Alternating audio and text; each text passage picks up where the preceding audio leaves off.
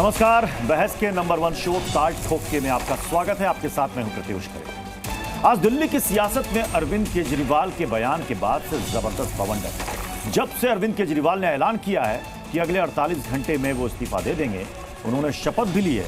अब वो दिल्ली की गद्दी पर तब तक नहीं बैठेंगे जब तक दिल्ली वाले उनको ईमानदारी का सर्टिफिकेट नहीं देते, यानी वोट की ताकत से दोबारा जिताकर उनकी ईमानदारी पर जब तक मुहर नहीं लगा देते। अब ऐसे में चुनाव तक दिल्ली की कुर्सी पर आपसी सहमति से किसी और को बैठाया जाएगा। अब सवाल यह है कि वो कौन होगा। उसके लिए कई नामों पर चर्चा चल रही है, कयास लगाया जा रहा है। तो दूसरी तरफ केजरीवाल ने नवंबर में ही दिल्ली में चुनाव की मांग कर दी। तो सवाल है कि आखिर दिल्ली में चुनाव कब होंगे। अभी तक दिल्ली में अगले विधानसभा चुनाव फरवरी 2025 में तय है। अरविंद केजरीवाल कह रहे हैं कि वो भ्रष्टाचार के मसले पर जनता की अदालत में मुकदमा रख रहे हैं। अब जनता पर है कि उनको वो निर्दोष साबित करेगी या फिर गुनहगार। तो दूसरी तरफ बीजेपी से लेकर कांग्रेस भर भर कर केजरीवाल के इस्तीफे पर उनको घेर रही है। गिरिराज सिंह कह रहे हैं केजरीवाल एक भ्रष्ट मुख्यमंत्री हैं और उन्हें पता है कि जेल से सरकार अब नहीं चल पाएगी। तो दूसरी तरफ ऐसे ही आरोप कांग्रेस भी लगा रही है। कांग्रेस नेता संदीप दीक्षित ने तो यहां तक कह दिया कि केजरीवाल और नैतिकता में कोई संबंध नहीं, यानी कुल मिलाकर इस्तीफे के ऐलान पर जबरदस्त घमासान छिड़ चुका है। अब सवाल है कि आखिर आज की बहस क्यों। आज की बहस इसलिए क्योंकि केजरीवाल ने इस्तीफे का ऐलान किया है, क्योंकि अरविंद केजरीवाल ने नया सीएम चुनने का ऐलान कर दिया है। आज की बहस इसलिए क्योंकि अरविंद केजरीवाल ने जनता पर अपनी ईमानदारी का फैसला छोड़ दिया है, क्योंकि केजरीवाल नवंबर में ही दिल्ली में चुनाव चाहते हैं, क्योंकि बीजेपी इस्तीफे के ऐलान को अरविंद केजरीवाल की मजबूरी बता रही है। तो ठोकेंगे इन्हीं सारे मुद्दों पर ताल, लेकिन उससे पहले ये छोटी सी रिपोर्ट।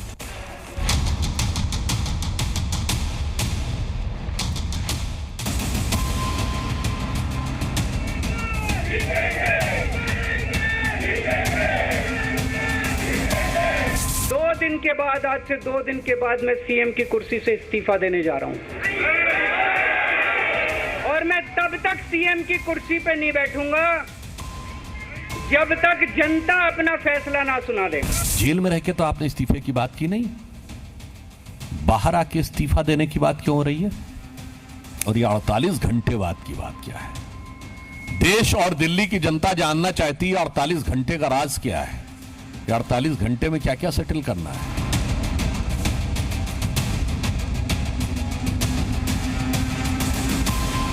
मैं जनता के बीच में जाऊंगा, गली गली में जाऊंगा, घर घर में जाऊंगा और जब तक जनता अपना फैसला ना सुना दे कि केजरीवाल ईमानदार है, तब तक मैं सीएम की कुर्सी के ऊपर नहीं बैठूंगा।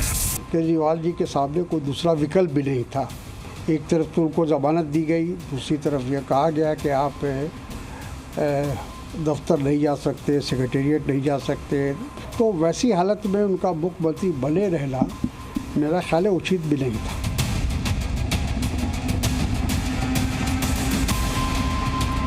तो उसके पीछे कोई ना कोई सुनियोजित योजना और जनता से सहानुभूति लेने का एक असफल प्रयास होगा। अरविंद केजरीवाल को तो कोर्ट ने चीफ मिनिस्टर पद से हटा दिया था, तो ये एक नया ड्रामा है, दिखावा है।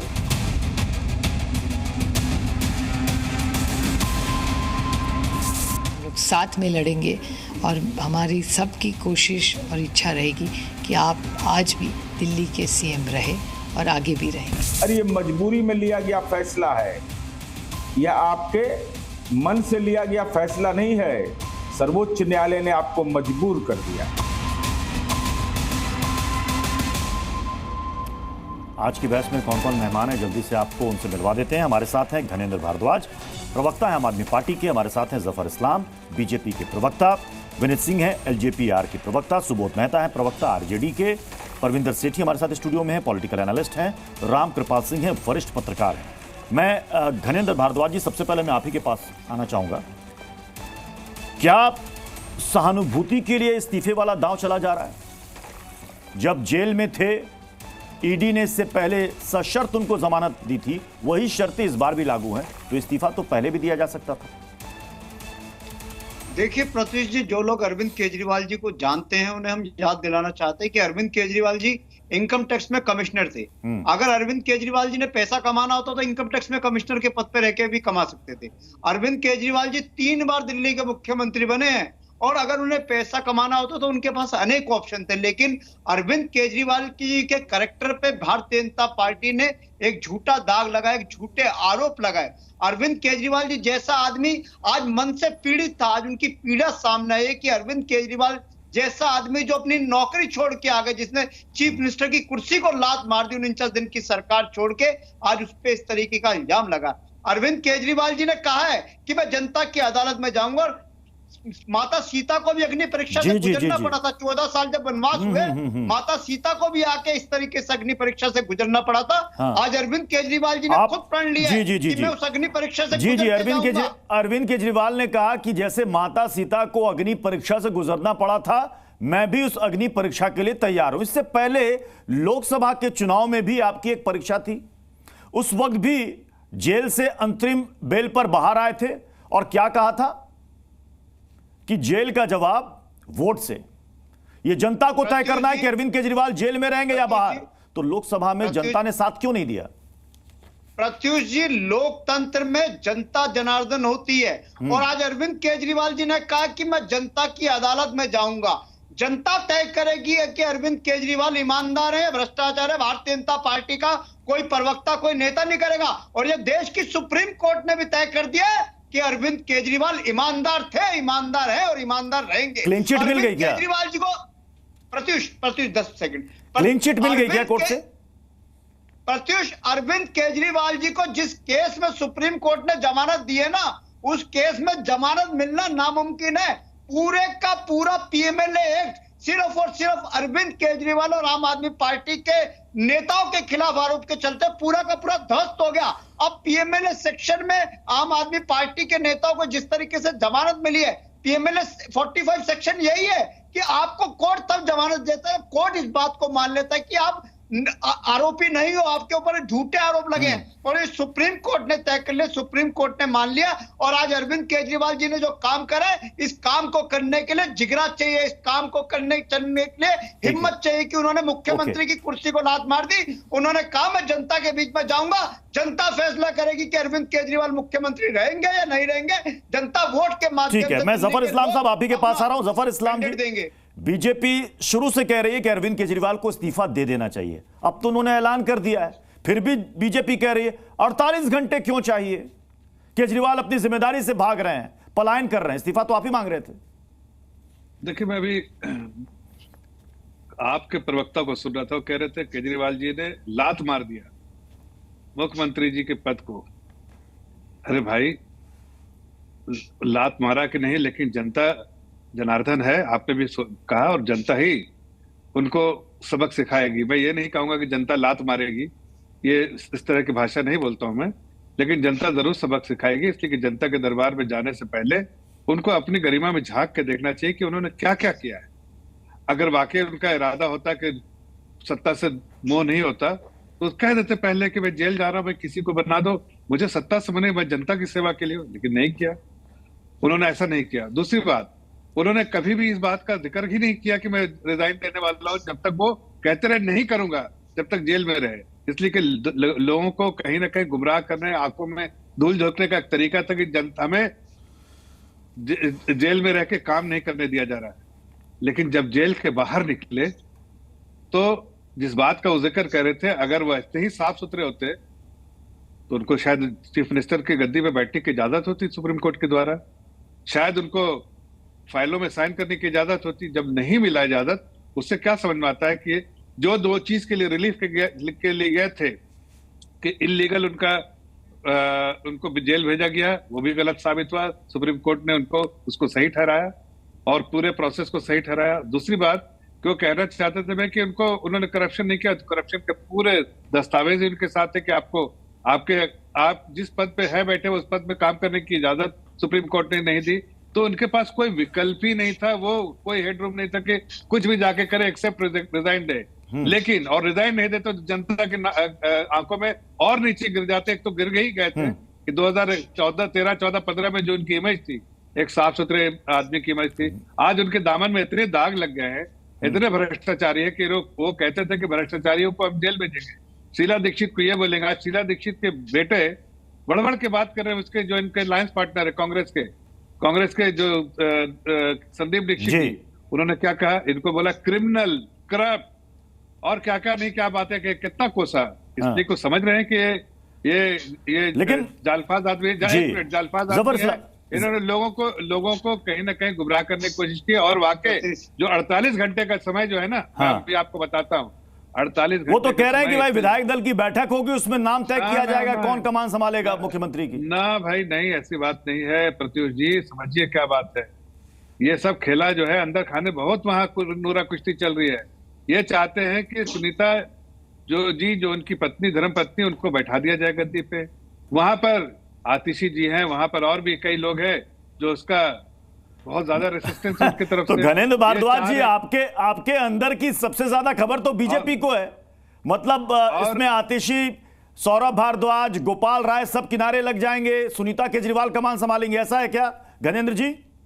और नीचे गिरेंगे लोगों की आंखों में। प्रत्युष जी, नए विधायक दल के नेता का चुनाव विधायक दल की मीटिंग में होगा। हमारी पार्टी में लोकतंत्र है, लोकतांत्रिक प्रक्रिया ये है। तो क्या आप सिरे से खारिज करते हैं सुनीता केजरीवाल का नाम? गणेंद्र भारद्वाज सिरे से खारिज कर रहे हैं कि उनके नाम पर कोई चर्चा नहीं होगी? प्रत्युष जी, विधायक दल की मीटिंग होगी, ये लोकतांत्रिक प्रक्रिया है कि चुने हुए विधायक अपने नेता का चयन करेंगे। दूसरी बात, ईमानदार सरकार क्या होती है कि ईमानदार सरकार ये होती है कि मुफ्त में बिजली देती है, मुफ्त में पानी देती है, मुफ्त में महिलाओं की यात्रा कराती है, मुफ्त में बुजुर्गों की तीर्थ यात्रा कराती है, फिर भी बजट डबल करती है, फिर भी अपनी जीडीपी डबल करती है। ईमानदार और बेईमान सरकार कौन सी होती है जिसके 30 साल में गणेंद्र जी, लोग ये जानना चाहते हैं कि ठीक है, अरविंद केजरीवाल ने इस्तीफे का ऐलान कर दिया, अगला मुख्यमंत्री कौन बनेगा ये बता दीजिए। सुनीता केजरीवाल बनेंगी या नहीं बनेगी? आप चाहें तो सिरे से खारिज कर सकते हैं, क्योंकि कहीं से विधायक अभी वो है नहीं।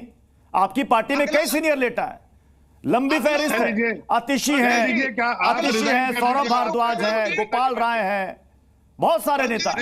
अगला मुख्यमंत्री आम आदमी पार्टी का ही नेता बनेगा। आम आदमी नेता बनेगा या विधायक बनेगा? और जो नेता या विधायक, नेता या विधायक, अगर आप नेता जोड़ रहे हैं तो उसमें सुनीता केजरीवाल का नाम भी आ जाता है। जो विधायकों की पसंद होगी वही नेता अगला मुख्यमंत्री होगा। और उस मुख्यमंत्री के ऊपर अब देखिए, जफर इस्लाम जी मुस्कुरा रहे हैं, जफर इस्लाम जी मुस्कुरा रहे हैं। अरे आपने कहा नेता, सुनो, नेता से क्या मतलब निकाला जाए? जफर इस्लाम नहीं बन सकते, इनको चर्चा से बाहर करो। इनको क्या पता, ये तो अपना वहां तय करे ना कि योगी जी रहेंगे नहीं रहेंगे। योगी जी की जगह केशव मौर्य का मुख्यमंत्री होंगे, उसकी बात बताए ना। कब केशव मौर्य की ताजपोशी हो रही है उसका बात बताएं। हमारी पार्टी में क्या होगा हम तय करेंगे, अरविंद केजरीवाल जी तय करेंगे, हमारी पार्टी तय करेगी, जफर इस्लाम तय करेंगे कि यूपी का मुख्यमंत्री कौन बनेगा। योगी आदित्यनाथ कब तक रहेंगे, कब योगी आदित्यनाथ को हटाया जाएगा, कब केशव मौर्य को शपथ दिलाई जाएगी, इस बात का जवाब जफर इस्लाम दे। नहीं, सुनीता केजरीवाल जी बनेंगे, आप ही डिसाइड करो, हम नहीं, उसमें कोई दखल अंदाजी नहीं। लेकिन सुनीता केजरीवाल जी बनी तो क्या आप रिजाइन करोगे पार्टी से? ये तो धोखा हो गया ना। जनता के साथ भी होगा कि नहीं? जनता ने उनको तो चुना नहीं है, लेकिन वो परिवार नहीं, पहले बताओ भाई, रिजाइन करोगे कि नहीं करोगे? दोगलापन मत दिखाओ यार। बोलो जनता की बात कर रहे हो तो जनता की बात कर रहे हो। यहाँ जनता ने किसको चुना है? केजरीवाल की पत्नी को चुनाव हरा दिया था जनता ने, पुष्कर को चुनाव हरा दिया था, जिसको आपने मुख्यमंत्री बनाया। जनता ने नायब सैनी को चुनाव हरा दिया था, नायब सैनी को आपने मुख्यमंत्री बनाया। जनता ने जिन लोगों को हराया, हमने तो अनाउंसमेंट किया था कि वही मुख्यमंत्री बनाएगा। इलेक्शन से पहले कहा था। यानी घरेंद्र भारद्वाज जी, आप नाम सिरे से खारिज नहीं कर रहे, इसका मतलब यह माना जाए कि संभावना है, संभावना है, प्रबल संभावना है। लालू यादव का जो पार्टी का हाल हुआ, मैं आरजेडी का रुख कर लेता हूं जल्दी से। सुबोध मेहता जी, सुबोध मेहता जी, क्या दिल्ली में भी बिहार पार्ट 2 होने वाला है क्या?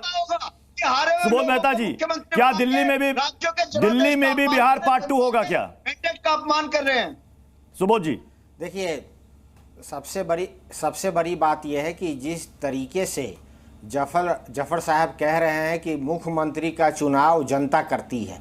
आपको पता होना चाहिए कि जनता जो है विधायकों का चुनाव करती है और फिर विधायक मिलकर जो है मुख्यमंत्री का चुनाव करते हैं, इलेक्ट करते हैं, और हाउस जो है हाउस इलेक्ट करता है। तो आप तो हैं एक स्टेप आगे जाकर, अभी उनका विधायक दल का मीटिंग होगा, मीटिंग में जो नाम आएगा हाउस में जाएगा, हाउस इलेक्ट करेंगे जो होगा। पहली बात आप सुनिए, आप बोलने दीजिए ना, खाली पूछ रहे बोल रहे, आपको पता है ना अभी आप धामी जी को बनाया गया इसलिए कि हमने अनाउंसमेंट किया था कि वही मुख्यमंत्री होंगे, इसलिए वो मुख्यमंत्री हुए। आप लालू यादव जी ने बनाया था, आप लालू यादव जी का बताया था कि मुख्यमंत्री। जफर जी जरा सुबोध जी को अपना स्टैंड क्लियर करने दीजिए जी। देखिए जफर साहब, पॉलिटिकल प्रोसेस में एक प्रोसेस जो बना हुआ है कि जब विधायक दल बैठता है तो उसका नाम पे चर्चा होता है, उसका नाम अनाउंस होता है और हाउस में उसको हाउस इलेक्ट करती है, वो चाहे बिहार हो चाहे दिल्ली हो। लेकिन जिस ढंग से आप पार्ट 1 पार्ट 2 को डिवाइड कर रहे हैं, इसका मतलब ही यही है, जिस तरीके से आपने संस्थाओं को दुरुपयोग कर कर कन्याकुमारी से लेके कश्मीर तक ऑपोजिशन पार्टियों को पिछले 10 सालों में टारगेट और टार्निश किया है, इमेज को बर्बाद करने की जो साजिश हुई है। आप 3200 केसेस पिछले 10 सालों में जो है सीबीआई और ये इंक्वायरी में गया है, 99% केसेज अपोजिशन पार्टी के पास गई है। और जब केजरीवाल जी के ऊपर में जो वर्डिक्ट आया है, जो जस्टिस सूर्यकांत और जस्टिस उजल साहब ने जो वर्डिक्ट दिया है, दोनों कन्फ्रंटिंग वर्डिक्ट है। एक तो ये कह रहे हैं कि CBI is a case parrot, और दूसरा ये कह रहे हैं कि भाई जो ये हो रहा है केजरीवाल के साथ, ये समय के अनुसार 22 महीने पहले ये जो इनको किया गया, ये गलत समय पे इनको ये इंटेंशन डाउटफुल है। तो ड्यू प्रोसेस ऑफ लॉ है, प्रोसीड्योर एस्टैब्लिश बाय लॉ है, प्रोसीड्योर एस्टैब्लिश बाय लॉ के साथ आप बात कर रहे हैं। लेकिन एक जज ने कहा कि ड्यू प्रोसेस ऑफ लॉ को भी देखना चाहिए कि केजरीवाल साहब को किस तरीके से अरेस्ट किया गया। यहां पे बात जब आती है तो अपोजिशन पार्टियों को पार्ट 1 पार्ट 2 में आप मत बांधिए। जो ड्यू प्रोसेस ऑफ लॉ है, उस ड्यू प्रोसेस ऑफ लॉ के हिसाब से इस बात की संभावना है, यानी कि इस बात की संभावना है कि सुनीता केजरीवाल भी दिल्ली की मुख्यमंत्री बन सकती है, चुनी जा सकती है। मैं देखिए, ठीक है, मैं जफर इस्लाम साहब मैं आप ही के पास आ रहा हूं, चूंकि अब यहाँ पर मामला यहाँ पर सुप्रीम कोर्ट और जांच एजेंसियों का भी है। यहाँ पर मामला सुप्रीम कोर्ट की टिप्पणी और जांच एजेंसियों का। सुबोध जी एक सेकंड सुबोध जी सुप्रीम कोर्ट की टिप्पणी आपने सुनी होगी जफर इस्लाम साहब, कि सीबीआई को अपनी यह धारणा बदलनी होगी कि वो पिंजरे में बंद तोता है। यानी कि 2013 का वो बयान 2024 में भी, यानी कि आज भी सीबीआई आजाद नहीं हुई 11 साल में। देखिए, सीबीआई एक संस्था है जो अपने आप में पूरा उनको फ्रीडम है, फ्लेक्सिबिलिटी है, अपने हिसाब से चलती है और अपने हिसाब से उसके पास जो एविडेंस होता है और एविडेंस की तलाश में, एविडेंस के बेसिस पे एविडेंस, फर्दर एविडेंस की तलाश में, ताकि केस को सही रुख मिले और सही जगह तक उस आखिरी तक पहुंच पाए, उस पर काम करती है। लेकिन मेरा यह कहना है कि आप जरा इनसे पूछिए कि संदीप दीक्षित इन्हीं के अलायंस पार्टनर हैं कांग्रेस के, उन्होंने क्या कहा। आप बीजेपी कर रहे हैं भाई, संदीप दीक्षित जी कांग्रेस के पार्टी के हैं और उन्होंने क्या नहीं कहा इनके बारे में। आज उसको जरा वीडियो दिखा दीजिए इनको और कहिए कि भाई यही अपोजिशन के लोग, अपोजिशन ही खुद गाली दे रहा है केजरीवाल को, जिस खेमा में है से आ रहे हैं उस खेमा वाले गाली दे रहे हैं। तो हम क्या करें भाई, हम तो सच्चाई बयान कर रहे हैं, वो सच्चाई बयान करे तो उसके बारे में कोई टीका टिप्पणी। मैं विनीत जी और रामकृपाल सर, मैं आपके पास आ रहा हूं। उससे पहले मैं परविंदर जी एक सवाल तो है कि इस मामले में कांग्रेस ने भी अरविंद केजरीवाल का हाथ छोड़ दिया। मतलब अब इंडिया गठबंधन के अंदर भी लग रहा है कि बिल्कुल एक फूट सी पड़ गई है। मैं 2-3 बयान आपको पढ़ के सुना देता हूं।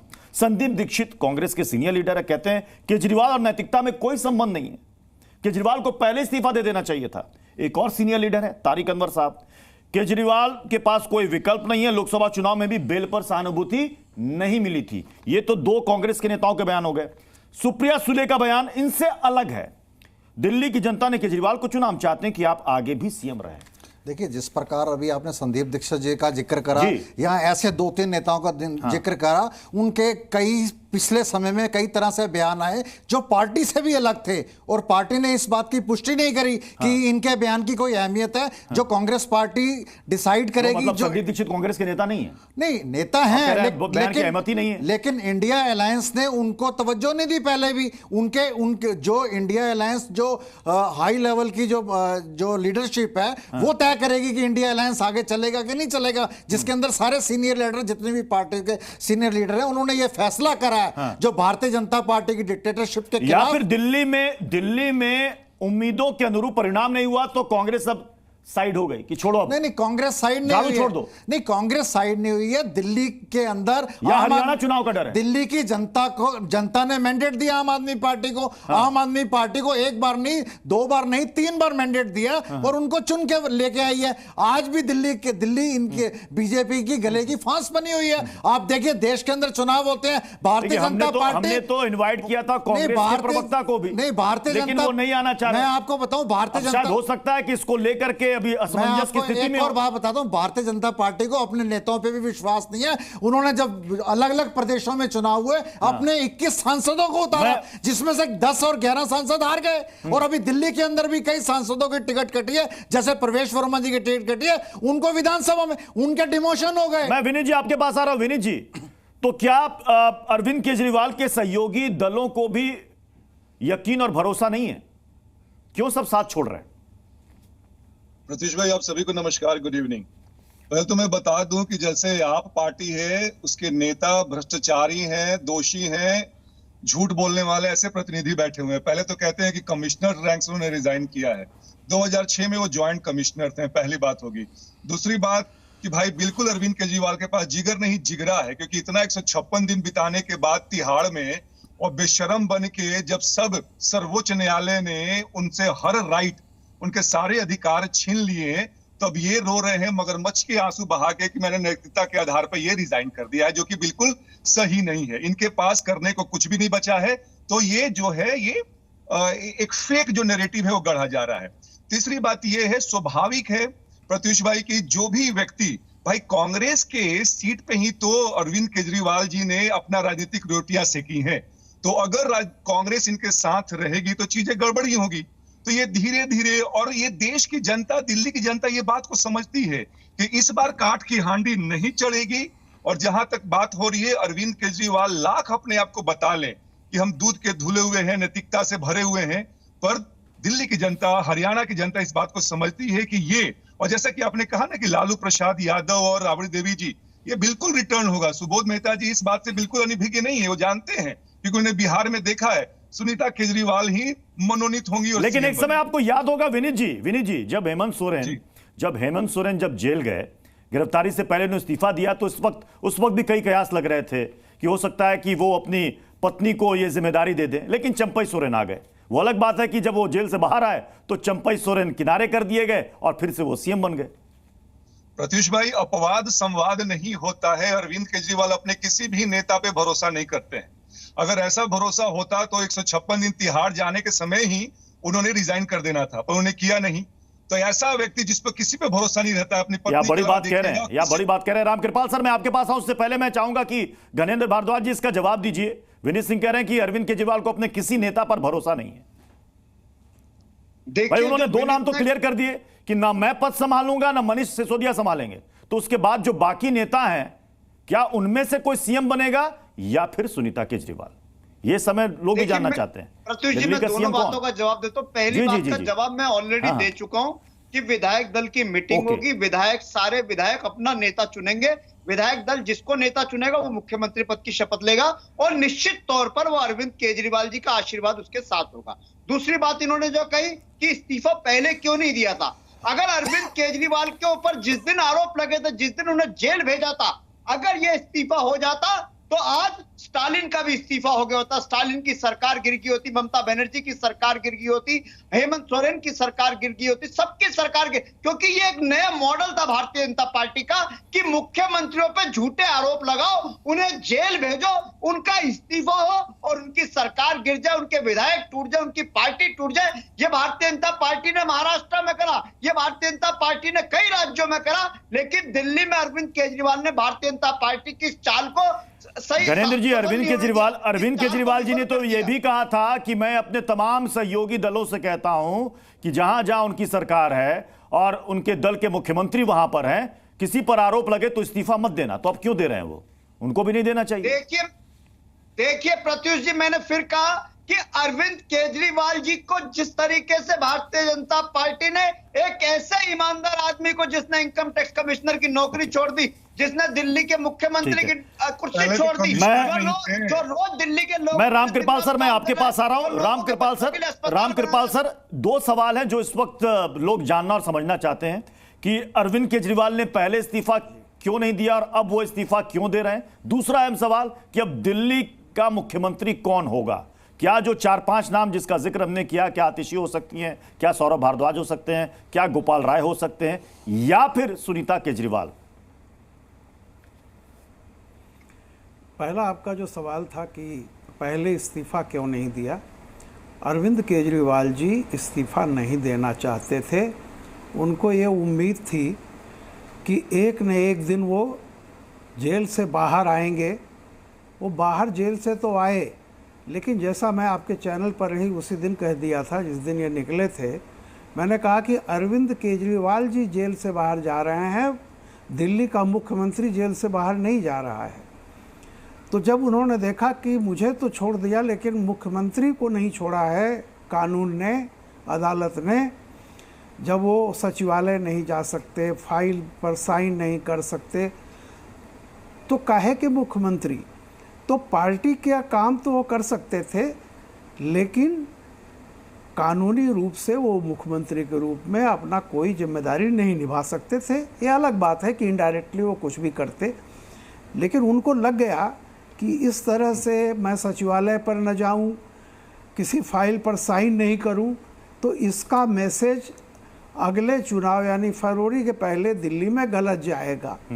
तो उन्होंने आपदा में अवसर की तलाश की। उनको लगा कि बेहतर इससे है कि इस्तीफा दे दो, और इससे क्या है कि आने वाले समय में अगले इलेक्शन के लिए जनता की सहानुभूति इकट्ठी हो जाएगी और वो थोड़ा सा स्वतंत्र रूप से आप पार्टी का एक तरह से उसमें मजबूती लाने की कोशिश, उनका जनाधार बनाने की कोशिश करेंगे। लेकिन एक बात, मैं जिस तरह से घनेंद्र जी अभी कह रहे थे, आज अरविंद केजरीवाल को जिन्होंने भी ध्यान से सुना होगा, पहली बात तो उन्होंने ये कहा कि उनकी ईमानदारी का फैसला जनता की अदालत में होगा। मैं नहीं समझता कि जनता की अदालत में वोट देने से अगर फैसले हुआ करते ईमानदारी के और निष्ठा के, तो राशिद इंजीनियर तो जेल से ही चुनाव जीते थे।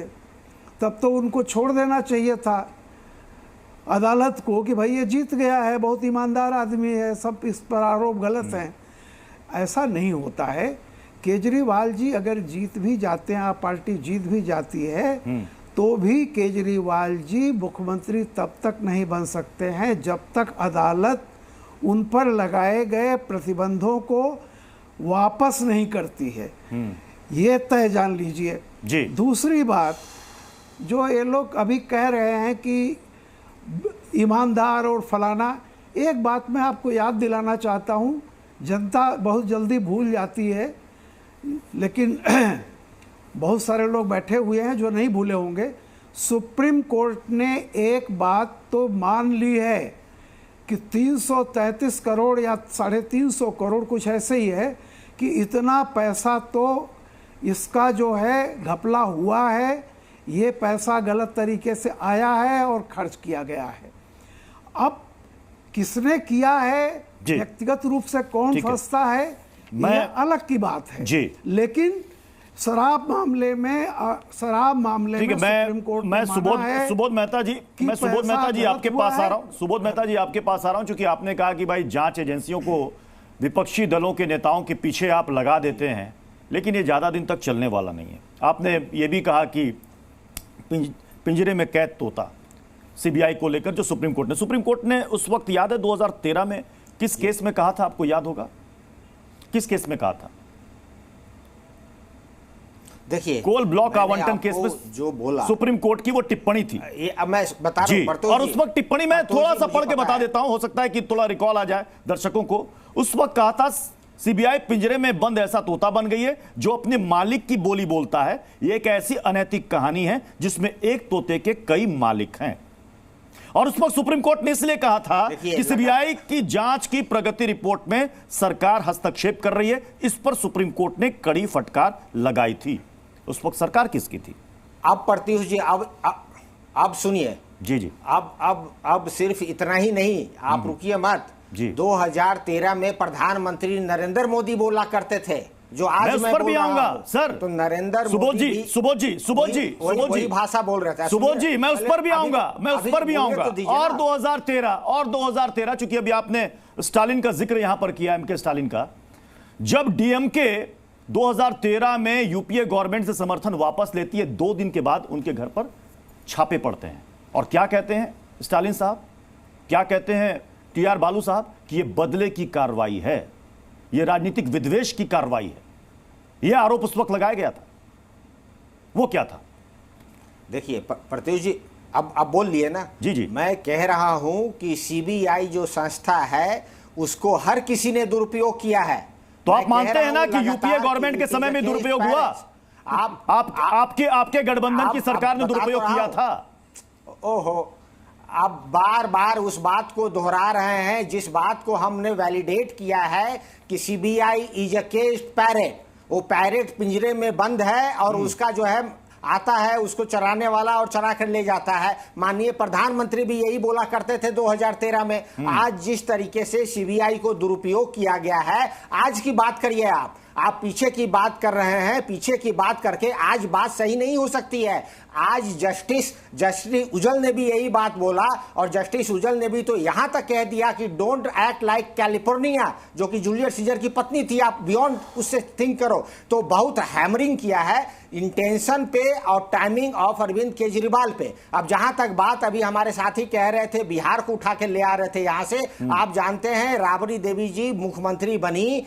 मुख्यमंत्री बनने के बाद वो 3 बार लगातार इलेक्शन वहां पे जीती हैं। तो बिहार के जनमानस का इस तरीके से आप जो है आप उसको निगेट मत कीजिए। उतना ही नहीं, प्रधानमंत्री नरेंद्र मोदी 2001 में चीफ मिनिस्टर बने थे। उस समय एमएलए जफर इस्लाम साहब, मैं आपके पास उससे पहले विनीत जी सुबोध जी की बात, तो सुबोध जी के सवालों का जवाब देना चाहते हैं विनीत जी। तो अभी मैं कंप्लीट कर लेता हूं, लेकिन जिस ढंग से संस्था, सुबोध जी की बात का जवाब मैं दे दूं। पहले तो वो कैलिफोर्निया नहीं था, वो क्लियोपेट्रा थी, सीजर्स की वाइफ। पहली बात। दूसरी बात, अरे कैलिफोर्निया कह रहा हूं, कैलिफोर्निया। अरे जस्टिस भुइया की बात करते हैं आप। जस्टिस सूर्यकांत को भी तो बोलिए ना कि क्या अरविंद केजरीवाल की गिरफ्तारी उन्होंने वैलिड कहा या नहीं कहा। कंफ्लिक्टिंग है। देवी जी सुनिए, जब मुख्यमंत्री बनी है ना, तो किस दल की विधायक थी वो, कहाँ की विधायक थी? एक बार बनने के बाद उनका विधायक कहाँ बोल रहा? अरे प्रधानमंत्री नरेंद्र मोदी कहाँ के विधायक थे? विनीत भाई, प्रधानमंत्री नरेंद्र मोदी कहाँ के विधायक थे जब चीफ मिनिस्टर बने? प्रत्युष भाई कि सुबोध भाई इसलिए बोल रहे हो, विपक्ष इसलिए बोल रहा है कि सीबीआई का दुरुपयोग किया है। विपक्ष ने बिल्कुल किया है, क्योंकि इनके नेता की गिरफ्तारी सीबीआई ने की थी, तो ये तो बोलेंगे ही। क्या प्रधानमंत्री नरेंद्र मोदी पहली बार बने थे तो सीबीआई का ट्रिब्यूनल केस चल रहा है विनीत जी। प्रसाद यादव जी की पत्नी थी, जो कि आज तक किचन से बाहर नहीं निकली, सुबोध सर। इसके बाद से उनको बनाया गया। क्या उस समय आपके 3 बार इलेक्टेड हुए हैं विनीत भाई, उनको क्यों नहीं बनाया? राबड़ी देवी जी, तो ये जो है बिल्कुल प्रत्युष भाई, बिहार के मासूम जनता ने 3 बार राबड़ी देवी को मुख्यमंत्री बनाया। बिहार की महान जनता को इस तरह से आप निगेट मत करिए। जिस राबड़ी देवी जी का जो गवर्नेंस का जो मॉडल था, एक भी करप्शन को बता दे राबड़ी देवी में एक, ये हमारे यहाँ लोकतंत्र की खासियत है कि भाई कोई भी चुनाव लड़ सकता है और विधायक दल के नेता चाहे तो किसी को भी अपना नेता चुन सकता है और वो मुख्यमंत्री बन सकता है। बाद में 6 महीने के भीतर वो कहीं किसी सदन से चुन करके आ जाए। खैर ये तो प्रावधान है, इस पर कोई बहस। Classic example Narendra Modi. ठीक है, मैं जफर इस्लाम साहब, मैं आपके पास आ रहा हूं। जफर इस्लाम साहब, एक सेकंड। जफर इस्लाम साहब, चूंकि चर्चा यहां पर छिड़ी ना सीबीआई और सुप्रीम कोर्ट की टिप्पणी की कि भाई जांच एजेंसियों का गलत दुरुपयोग किया गया, तो ये 2013 का ही मामला, उस वक्त राज्यसभा में नेता विपक्ष हुआ करते थे अरुण जेटली जी। उस वक्त उन्होंने प्रधानमंत्री को खत लिखा था मनमोहन सिंह को कि मैं मानता हूं कि आपकी जिम्मेदारी और कर्तव्य इन तथ्यों को देखा जाए, जांच एजेंसियों की स्वतंत्रता को बहाल किया जाए। उन्होंने कहा कि अगर इसे नहीं रोका गया तो इससे लोकतंत्र का नुकसान होगा। और जब एमके स्टालिन के घर पर छापा पड़ा था, उस वक्त सुषमा स्वराज जी ने कहा था कि यह क्या हो रहा है। उस वक्त उन्होंने कानून मंत्री से कहा था कि इस्तीफा दे देना चाहिए। तो एक वक्त तो बीजेपी भी यह मान रही थी कि सीबीआई का दुरुपयोग किया जा रहा है, और आज यही आरोप पलटकर कांग्रेस लगा रही है। फर्क सिर्फ इतना है कि उस वक्त आपकी सरकार, उस वक्त यूपीए थी और आज आपकी सरकार है। आरोप वही फर्क इतना है कि उस बात का जिक्र जो है एक रेफरेंस के तौर पे किया गया है, और हमने बराबर इस बात की दुहाई दी है और करके दिखाया है पिछले 10 सालों में कि सीबीआई एक इंडिपेंडेंट एजेंसी है और इंडिपेंडेंटली काम करती है। ना कोई हस्तक्षेप है, ना कोई, अगर हस्तक्षेप होता तो आज ये जमानत भी नहीं मिलती, हस्तक्षेप होता तो बहुत सारी चीज नहीं होती, लेकिन हस्तक्षेप है ही नहीं। इंडिपेंडेंटली काम करती सीबीआई की जितनी भी काम जो एक्टिविटीज होती है, जो भी सीबीआई की तरफ से इन्वेस्टिगेशन चलता है, सीबीआई अपने एविडेंस के बेसिस पे करती है और एविडेंस और ज्यादा इकट्ठा करने के लिए करती है। लेकिन मैं तो ये पूछना चाहता हूं उनसे सिंपल सी बात कि भाई अगर आप राबड़ी देवी को जैसे बनाया था लालू यादव ने, क्या केजरीवाल जी भी सुनीता केजरीवाल जी को बना रहे हैं इसलिए कि वहां के बिहार की जनता के का साथ नाम ले रहे हैं, प्रधानमंत्री नरेंद्र मोदी का नाम क्यों नहीं ले रहे हैं? जफर भाई नरेंद्र मोदी का नाम लीजिए, पीएम का नाम क्यों नहीं ले रहे हैं? मैं तो पूछ रहा हूं आपसे कि क्या आज केजरीवाल की बारे में चर्चा राबड़ी देवी का गवर्नेंस मॉडल का कोई कंपैरिजन नहीं हो सकता।